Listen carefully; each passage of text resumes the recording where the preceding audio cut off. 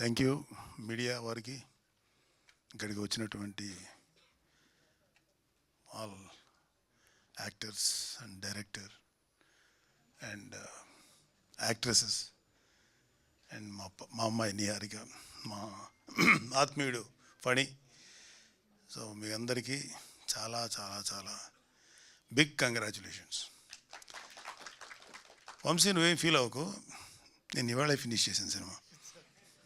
ఫ్రెష్గా ఉన్నాను, మీ అందరికన్నా ఎక్కువ ఫ్రెష్గా నా బ్రెయిన్లో ఉంది. అంటే మొదట ఈ సినిమా నేను స్టార్ట్ చేసినప్పుడు ఫణి నుంచి ఇట్లా ఏదో ఒక సినిమా ఉంది బాగుంటుంది అన్నారు. తర్వాత నిహారికి కూడా నేను విన్నాను అన్నప్పుడు సరే విన్నాను. నాకు ఏదైతే వంశీ ఆ రోజు మా ఇంటి దగ్గర అప్పుడు ఒక ప్లేస్ ఒకటి ఉన్నారు కూర్చోబెట్టి చెప్పాడు. ఎక్కువసేపు చెప్పలే, 1.5 hour లోపే చెప్పేసినట్టున్నావు నువ్వు, అంతే.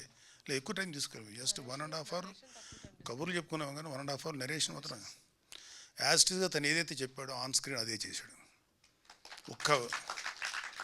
అంటే ఇంక రకంగా చెప్పాలంటే ఒక ఉన్నదానికన్నా చాలా బెటర్గా చూపించాడు. నేను ఎక్స్పెక్ట్ చేసినాక చాలా బాగుంది. అండ్ ఫోటోగ్రఫీ చెప్పక్కర్లేదు, అద్భుతం. ఎడిటింగ్ బాగుంది. అండ్ మా Vijay fight master, first time Vijay మామూలుగా కమర్షియల్ సినిమాలని ఫైట్స్ చాలా చేశాడు, చాలా పేరున్న మాస్టర్ అతను. కానీ ఈ సినిమాలో వీళ్ళందరూ కొట్టుకుంటుంటారు ఇంటర్వెల్ సీన్, అది అంటే అది ఒక మాస్టర్ పీస్. అది ఎక్కడా కూడా సినిమాటిక్గా లేదు. అందుకని విజయ్ నేను చెప్పింది, first time action part direct చేసావు, ఇప్పుడు హీరోలను బట్టి నువ్వు వెళ్ళాలి, బట్ కథను బట్టి వెళ్ళేవు చూడు, చాలా అద్భుతంగా ఉంది. ఈ సినిమా గురించి ఏం చెప్పాలన్నా నాకు తక్కువే అనిపిస్తుంది, ఎందుకంటే ఇది ఇప్పుడే చూశాను కాబట్టి ఇంకా నాకు ఫ్రెష్గా ఉంది మెమరీ. అవును, పొద్దున్న లేదా నిహారిక తర్వాత చాలా ప్రాబ్లం ఉంటుంది అమ్మాయితోటి. యాక్చువల్గా నేను 3 అని చెప్పింది, 1 o'clock అయింది, నువ్వు వచ్చేసే అంది. నీకేమైనా పని ఉంటుందా నాన్న కొంచెం అనేది లేదు, ఇక అన్నీ వదులుకొని నేను కూడా వచ్చేసాను. సో మొన్న అదే ఫస్ట్ ఒక 4 days back first beginning up to గొడవలు పడతారు ఈ ఫ్రెండ్స్.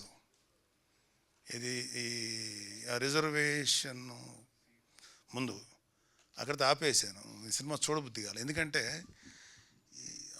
ఇన్నేళ్ల ట్రావెల్లో నేను ఈ కమ్యూనల్ ఇష్యూస్ లేకపోతే ఈ కులాల ఇష్యూస్ చూసి చూసి విసుగు వచ్చేసింది. అంటే ఈ సొసైటీ ఇంతేమో, ఇంకెంతకంటే మార్చలేము అని అనిపించింది. కానీ తర్వాత సరే ఇవాళ ఫ్రెష్గా కాఫీ తాగుతా మిగతా సినిమాతో చూశాను. Wonderful Vamshi, wonderful. సినిమా లెంగ్త్ 2.5 hours కదా, 2 hours 31 minutes అన్నాడు. యాక్చువల్గా వీళ్ళు ఈ ఎంసెట్ ఎగ్జామ్ రిజల్ట్స్ వచ్చిన తర్వాత మా ర్యాంకుల గురించి వెళ్తారు. అబ్బాయి పేరు ఏం క్యారెక్టర్, పిక్చర్లో ఏం క్యారెక్టర్, రవియా, ఇడ్లీ మామగాడు. అక్కడి నుంచి సినిమా నువ్వు సెకండ్ హాఫ్లో జాతర ముగిసేదాకా, అంటే it is more than 70 minutes of film, అంటే ఆల్మోస్ట్ ఒక ఫుల్ ఫిల్మ్ యాక్చువల్గా చెప్పాలంటే. అంత గ్రిప్పింగ్గా ఎలా తీసాడో, ఎంత అద్భుతంగా తీసాడు, చాలా గ్రిప్పింగ్గా ఉంటుంది.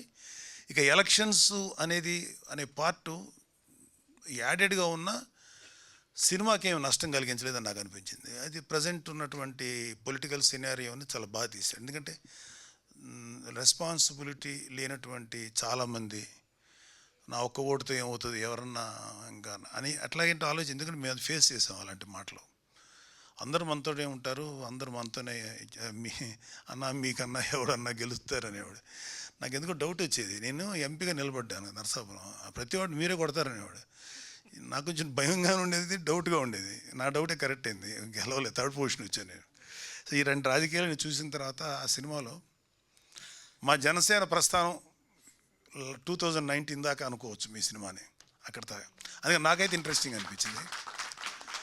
అండ్ ఈ ఇష్యూ జరగకముందు, ఈ ఎంసెట్ ఇష్యూ ముందు నుంచి బిగినింగ్ ఒక 5 minutes క్యారెక్టర్స్ రావటం అదోలాగా, అంటే పెద్దగా నేను అట్రాక్ట్ అవ్వలేదు. అక్కడి నుంచి ఇలా బాల్యాన్ని తీశారు చూడు, ఎక్కడి నుంచి యంగ్స్టర్స్ అయ్యి యూత్ అయ్యి ఆ గొడవ జరగక ముందు వరకు హిలేరియస్గా చేసావు. కామెడీ హిలేరియస్గా ఉంది చాలా. అంటే ఎక్కడున్న ప్రతి వాళ్ళకి నాస్టాలజిక్ అంటే గతించినటువంటి, అంటే మీకన్నా చాలా 2 జనరేషన్స్ నేను I think I'm senior.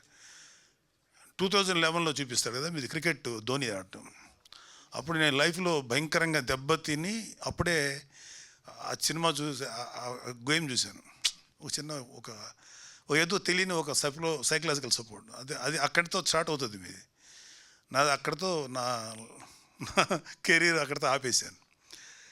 So కానీ వీళ్ళందరిది విలియమా అతను చర్చి వెళ్తాం, ఒక అమ్మాయిని లైన్ వేయటం, అమ్మాయినికి ముద్దు పెట్టాలని చేయటం.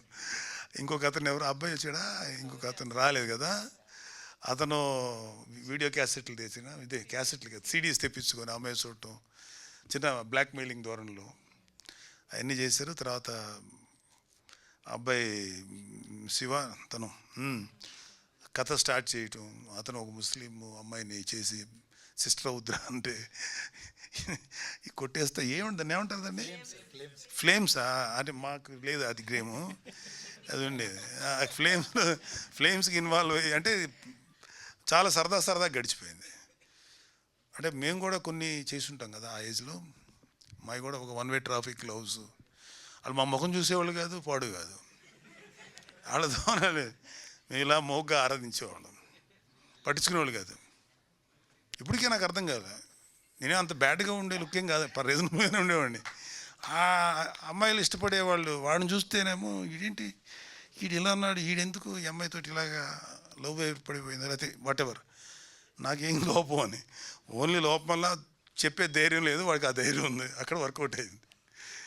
So brilliant Vamshi, brilliant. అంటే కుర్రోళ్ళు అందరూ ఇంక్లూడింగ్ గర్ల్స్,